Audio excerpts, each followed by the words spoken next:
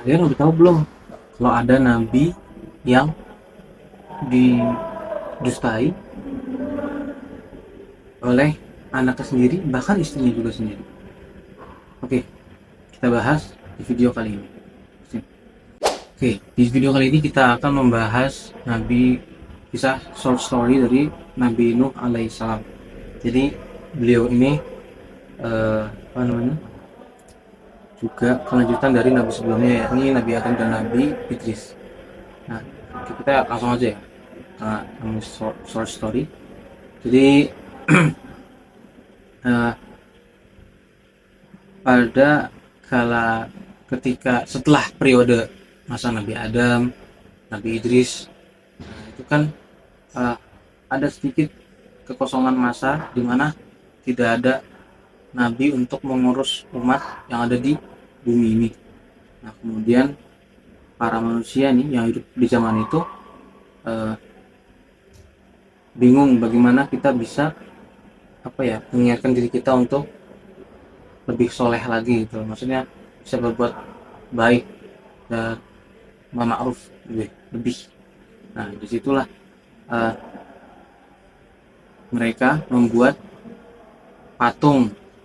Ya, mereka dapat godaan dari iblis agar membuat patung, dan patung itu dijadikan sebagai kenangan dari para orang-orang soleh yang sudah meninggal setelah masa Nabi Adam dan Nabi Idris. Nah, dibuatlah patung tersebut dan sudah dibuat oleh seorang pemahat patung dan sudah disebar ke berbagai wilayah. Setelah itu pada awalnya belum ada unsur-unsur menyembah berhala atau syirik. Nah, tapi ketika lambat laun, selang beberapa waktu kemudian,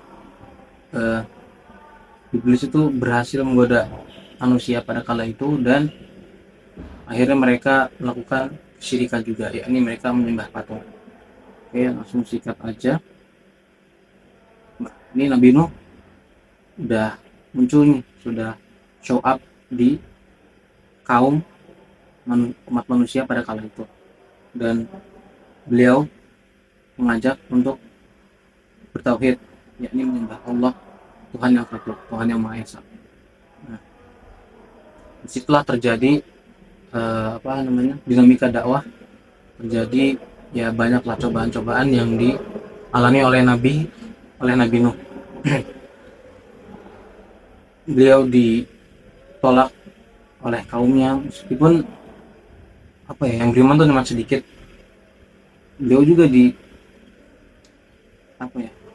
dakwahnya juga termasuk oleh anaknya, bahkan istrinya. Beliau juga pernah ketika berdakwah jadi beliau selalu berdakwah untuk bertauhid dan menyembah Allah Subhanahu wa taala, dan ketika beliau berdakwah ada yang menerima dan ada yang menolaknya. Ada yang pro, ada yang kontra. Nah, disitulah cobaan beliau adalah beliau dihina, beliau dianggap gila, dan bahkan keluarga sendiri, seperti yang kita telah sebutkan sebelumnya, keluarga sendiri menolak dakwah dari Nabi Nuh ini. Nah, langsung lagi, next beberapa waktu kemudian Allah memberikan wahyu pada Nabi Nuh untuk membuat bahtera. Bahtera ini kapal besar ya, karena Allah sudah memberikan sebuah seperti sebuah tanda-tanda atau berita akan datang banjir yang besar di kala itu. Dan terus ketika pembuatan bahtera juga, pembuatan kapal besar tersebut, kaum beliau itu menolak, maksudnya bukan menolak beberapa manusia, beberapa orang yang belum mengikuti dakwah beliau, dakwah Nabi Nuh, itu menghina.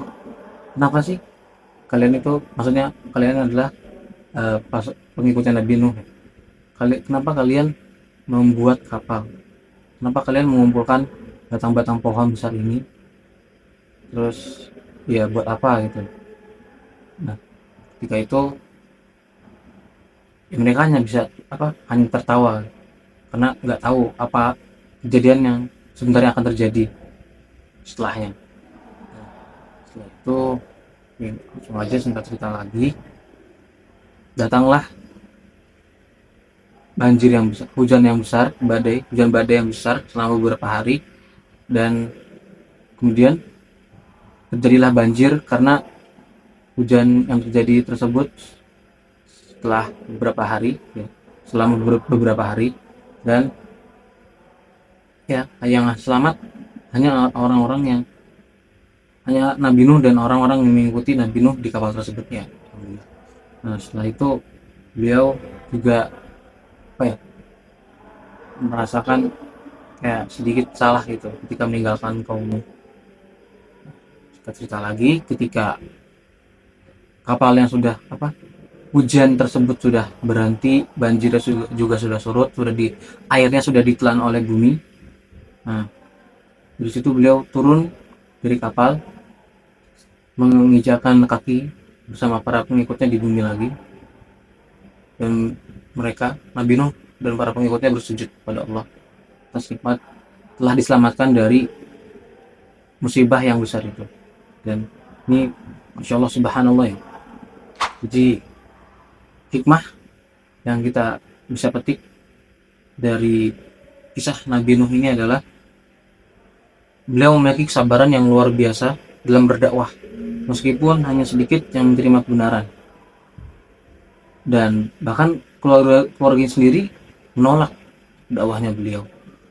Serta beliau juga sudah, kalau dalam Al-Quran diceritakan, beliau sudah berdakwah selama kurang lebih 1000 tahun, kurang 50 tahun, jadi sekitar 950 tahun. Tapi yang mengikuti beliau,